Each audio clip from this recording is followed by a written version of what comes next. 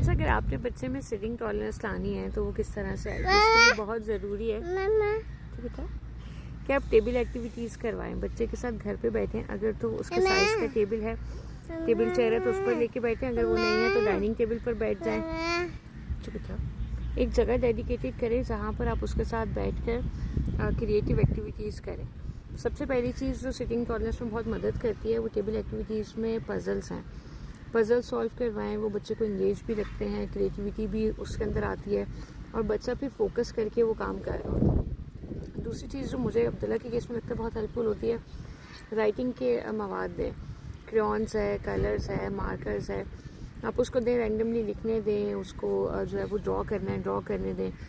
तीसरी चीज़ जो इम्पोर्टेंट होती है वो प्ले डो है। थेरेपी भी हो सकती है, प्ले डो है, या काइनेटिक सैंड जो होती है जिसको सेंसरी सैंड भी कहते हैं, उसके साथ बच्चे को टेबल टाइम में खेलने दें।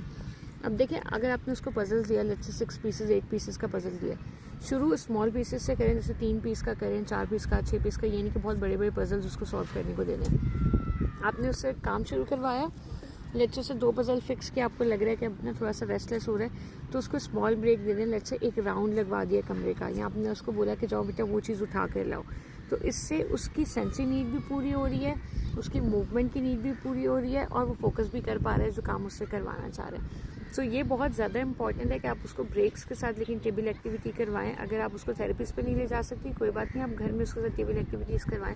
अच्छी बात यह कि आपकी बेटी ऑलरेडी स्कूल जा रही है और चीज़ें लर्न कर रही है। सो आपको सिर्फ थोड़ी सी मेहनत करनी है और इंशाल्लाह आप देखेंगे कि बहुत ज़्यादा अच्छे रिजल्ट आएंगे।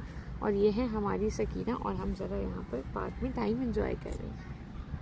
हाय, से हाय, से हाय, हाय।